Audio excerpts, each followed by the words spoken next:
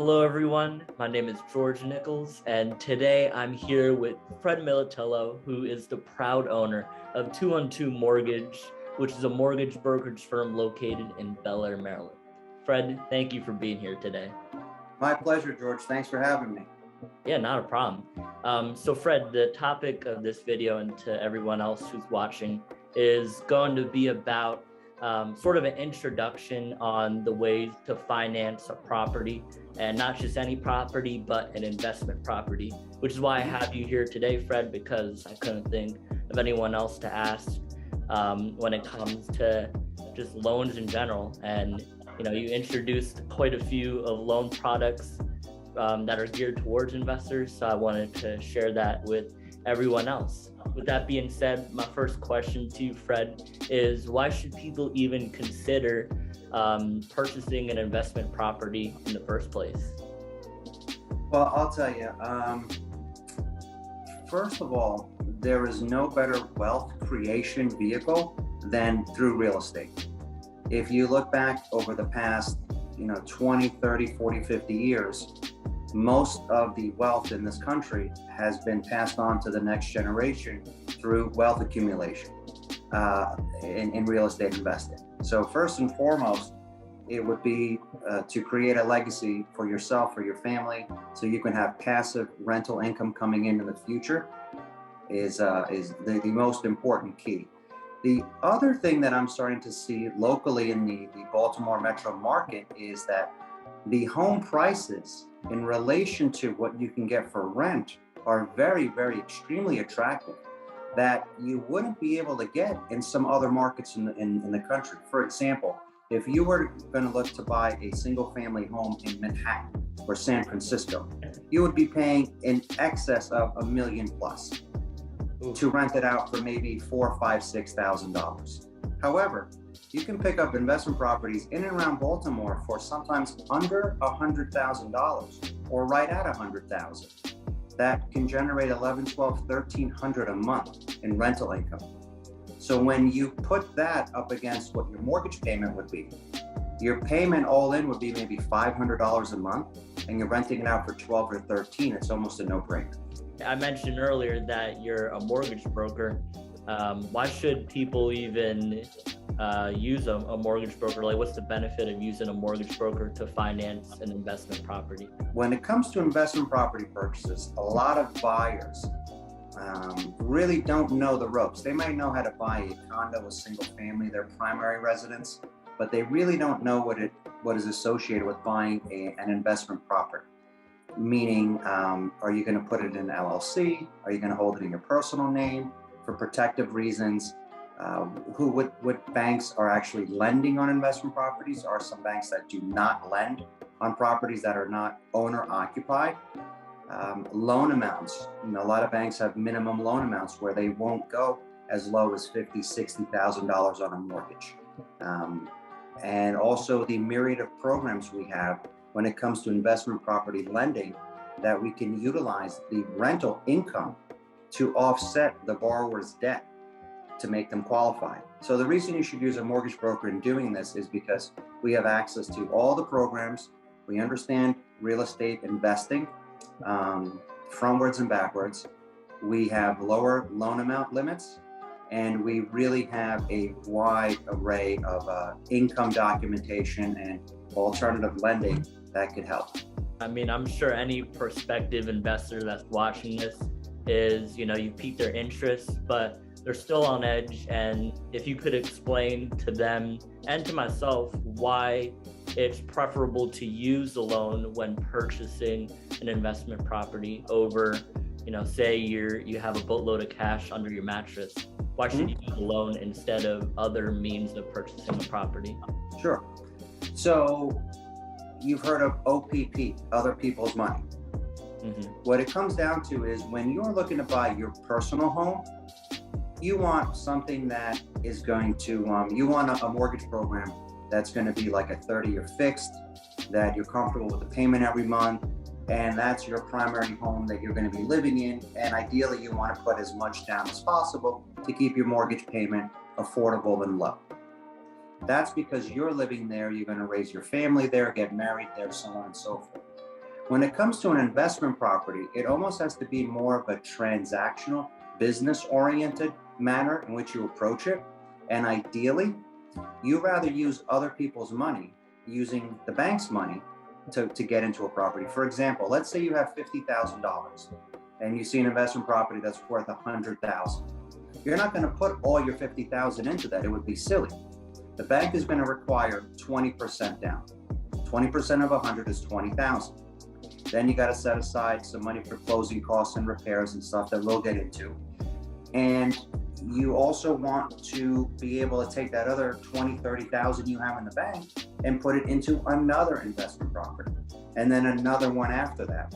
So what you're seeing is, in order to start building an investment empire, you really need to put your money to work in the most efficient way possible. And with mortgage rates on investment properties right now in the 4s and 5s, you're much better using the bank's money because you can get a better rate of return and parlay your money into improvements, which are going to increase the cash value, increase the value of the property, and other properties, which are going to continue to generate a cash flow. So that's why you would use the bank's money. Yeah, that's amazing. And what I got from that is basically investment properties as opposed to any other types of investments out there, whether it's stocks, bonds, cryptocurrency, whatever it is. Real estate offers leverageability. Basically, with using other people's money, you can purchase more properties with X amount of dollars as compared to, there's a limited amount of stocks that you could purchase with that same amount of money. Mm-hmm. So you're able to scale more with, investing in real estate. It's about scaling. You're 100% right. Gotcha. All right. Well, I'm sold on purchasing my first investment property. Can you tell me a little bit of, what I can expect to pay up front for purchasing an investment property? Sure. Whether you're purchasing a primary residence, a vacation property, or an investment home, the costs are the same. They're dictated by the county. For example, Harford County, Baltimore City, what have you. All the charges are going to be the same in terms of title, recordation. You will find a little difference when it comes to the bank that you go to. For example, there are 3 sets of costs when you go to closing. The first are your bank charges and your origination charges. That's what the bank charges to do the loan. Typically, they average anywhere from $795 to $1,095. Then you have your appraisal fee, which will run you on average anywhere between, let's say, $450 and $650. And then you'll have your miscellaneous charges, for example, a home inspection, an appraisal report, things like that. The second set is the title charges. Those are pretty standard. Again, each county has their own set of standard fees, so it's no more expensive for you on a primary investor second home versus any of the other ones. So those are going to be standard. And then you have your escrows for property taxes and homeowners insurance.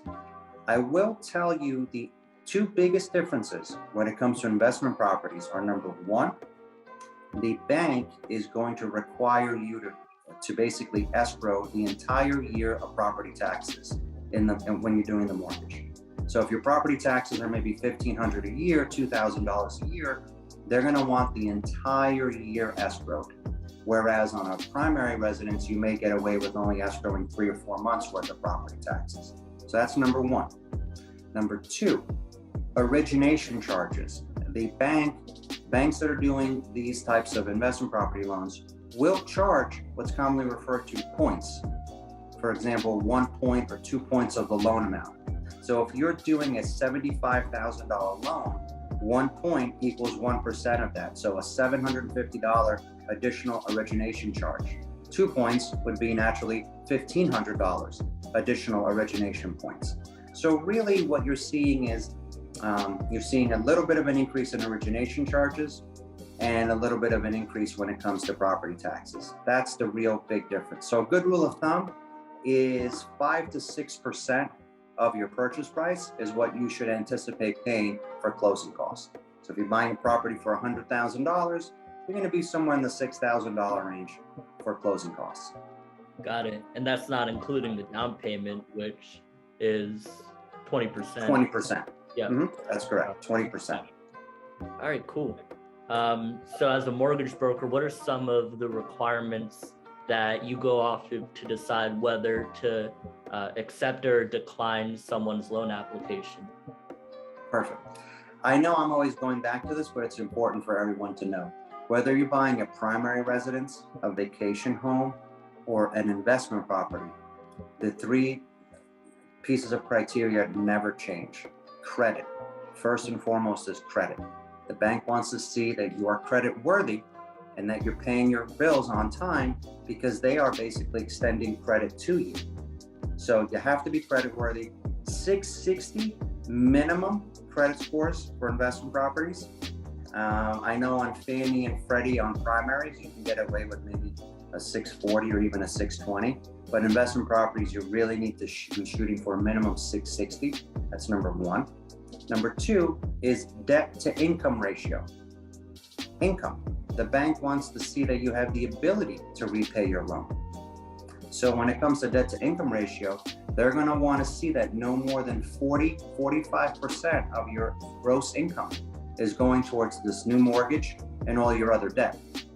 The nice caveat here is that we hardly ever have issues with people in the debt to income category on investment properties, because typically the rent that the tenant is paying is more than the mortgage payment. So as my example stated earlier, if your mortgage payment is $500, $600, $700 a month, but your rent is $1,100, $1,200, $1,300, we can use 75% of that gross rent to offset the entire payment. And the third thing they look at is down payment. Again, unlike the traditional primary home or maybe a vacation property, when it comes to investment homes, every lender wants to see a minimum of 20% down.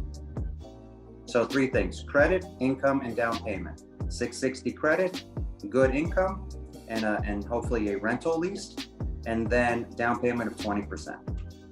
Gotcha. And what you said about the bank taking into account the rental income, or like the future rental income that you could be making on that property, that's really interesting. And how do they determine how much the property would be renting for? Do they like send out an appraiser and run some comps and then, you know, shoot up that amount, and that's what they go off of?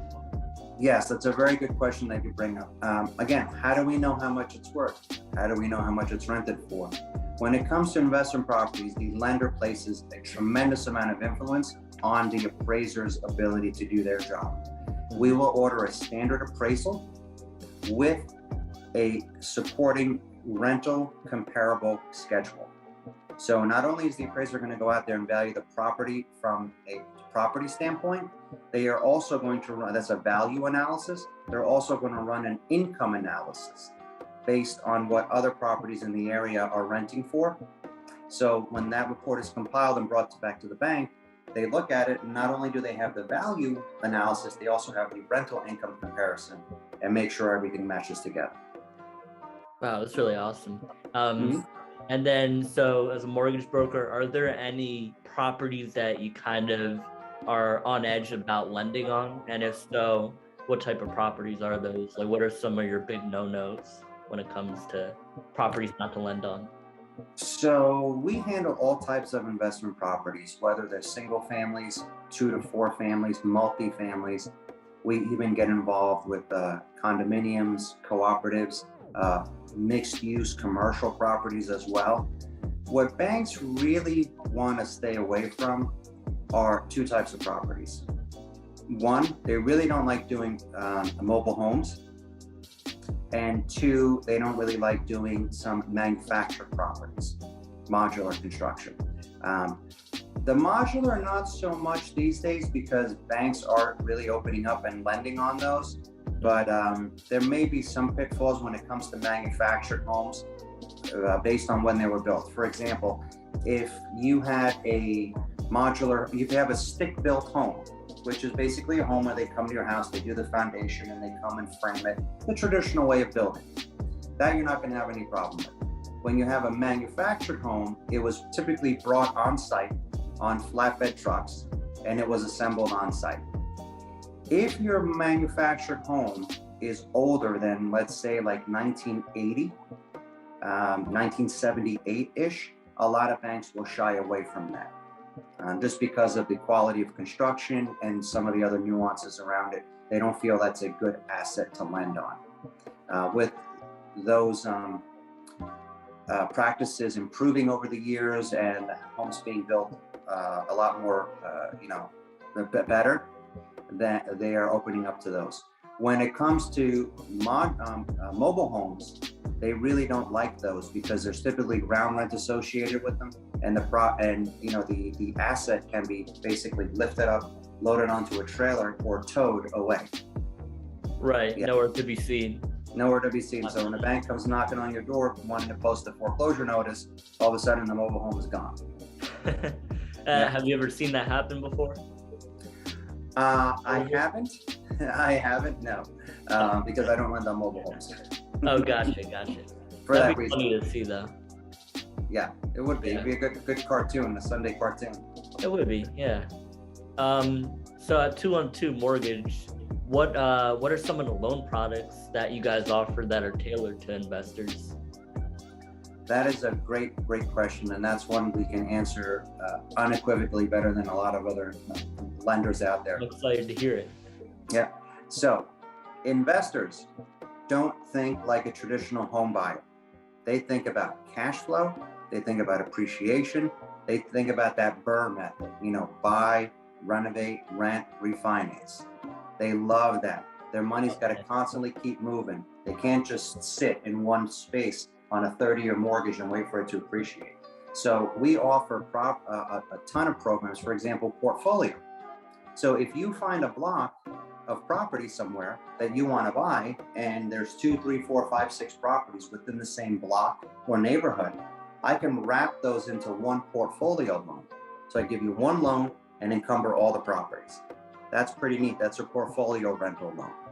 The other type of loan we can do is called a renovation loan, where you want to buy a property, you want to include part of the renovation cost in that loan, and then you want to rent that property out for a higher market rent because of the renovations you've done.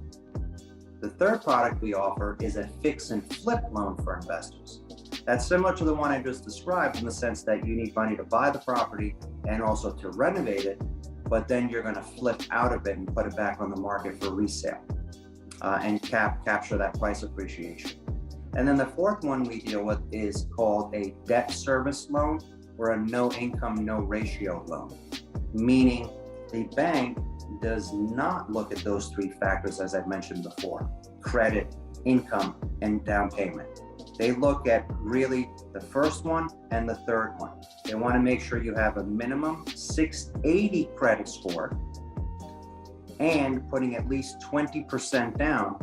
They will do a loan for you without any income verification, strictly built on the property's ability to pay the mortgage through the rental income. Man, that's crazy. You could That's basically be working a minimum wage job and be able to qualify for a loan to start building up your wealth. And I mean, minimum wage, new job, recent graduate. I'll tell you what though, most of my clients that do these loans are professional investors, guys that own 10, 20, 50, 100 units. Now, Here I am as a bank saying, okay, Mr. and Mrs. Smith, you have great credit and you're putting 20% down, but you own 80 properties. Now I need to see 80 tax returns. Who's going to provide that for you? It's a little bit crazy.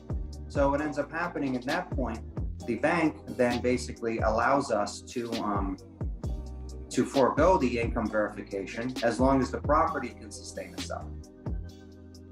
wow. So that is a tremendous program. Yep. Yeah, it so is. 3 I mean, programs. Yeah. I feel like 99% of the people watching this, or really anybody in general, it's just not a loan product that many people know about. I mean, the main ones: conventional, FHA, USDA, VA. Yeah. But these like niche loan products, it could really accommodate so many people. It's not really true. And you know what's funny? you don't even have to use all these programs for investment properties. Let's say you're out showing client a property and they say, hey, you know what? We would really love this property if the bathrooms were updated, if it had a one-car garage. Well, you know what? You can use a renovation type of loan to purchase that property with. Mm-hmm. You can use some of the no income verification loans to buy that property. You know, there's a lot of them. Yeah, it's a nice tool to have like in your back pocket, because if you happen to not like a bathroom, you know, like you said, in a house, but everything else is perfect, well, there might be other people too who don't like that bathroom and they don't know about the renovation loan. So they look the other way, and that's less competition. Right. And then you can grab that, especially in this market where inventory is so tight. You can say, hey, Mr. and Mrs. Client, you know, is that the only thing? You know, you want the kitchen renovated and you want a bathroom done, it's going to cost 35 grand and you don't have that. Let's sit down and talk to Fred. Let's see what kind of renovation type of loan program he can put together for you. Yeah. That's, you know? Yeah, so we're coming towards the end of, you know, the list of questions that I had to ask you. My second to last question is the loan products that you just went over. What are some of the things that people can do to be able to qualify for these loan products? Like, how can they prepare to qualify for them? I love that question. It gets asked of me a lot. Oh, I bet. The unfortunate response to that is, by the time a client comes to me, they are ready and willing and wanting to buy. The downside is they might not be able to buy because they haven't taken the time to answer that question that you just posed to me. There are 3 things that they really need to do in the meantime. Number 1, they should have their credit pulled by a professional so they can get an idea of where their credit score is. Not Credit Karma, not, you know, the Discover card that says, oh, my credit is a 740, and then I come run it, it's a 690. And then they say, well, Discover said it was this, or Credit Karma said I was that. You know, unfortunately, those are free services that don't give you a true mortgage FICO, F-I-C-O. Whenever you're trying to get pre-qualified for a mortgage, the bank, the lender, is going to look at your true FICO score. This is going to pull up all of your credit history, probably through high school if you even had credit back then. You know, so number 1, really know what their credit score is. That's super key. Number 1. Number 2, they got to set a realistic budget. Help them start putting together a budget, because they may want to see $300,000, $400,000, $500,000 homes, which for a new investor doesn't make sense because the cash flow is not going to be there. But not only that, they realize that they can't qualify for that amount of money because it's way too much out of their budget. And then the third thing they need to do is savings. They need to ensure that they have a nice nest egg of savings to put towards this investment. Again, you're looking at 20% down. So make sure check their credit, set their budget, and make sure they have enough money in the bank to afford one of these properties. Right. It takes a lot of discipline to be able to purchase, you know, your first investment property and every other investment property after that. But the reward is just so high, and it's worth the sacrifices that you have to take. It is. And by the way, when it comes to the down payment, a lot of people are like, oh my God, where am I going to come up with 20%? Yeah. A gift. It can come from a gift from a family member. Your family can give you a gift. Your relatives can give you a gift. There's all types of gifting that can go on. You can also, the seller can possibly contribute a little bit towards your closing costs, which in that case would go a long way in helping you defray some of the cost of your expenses and put more money towards the down payment. Maybe you have, people sell some stocks, some bonds. Maybe they have an account that they want to liquidate to get involved in the market, in the real estate market. So there's a lot of ways that they can come up with that down payment. Right, absolutely. And really, anybody can save up a lump sum of money. Again, it's just, like I said, it takes discipline. And if you really double down on, saving up the money that you need for that down payment and the closing costs, then it's possible to really want it enough. Exactly.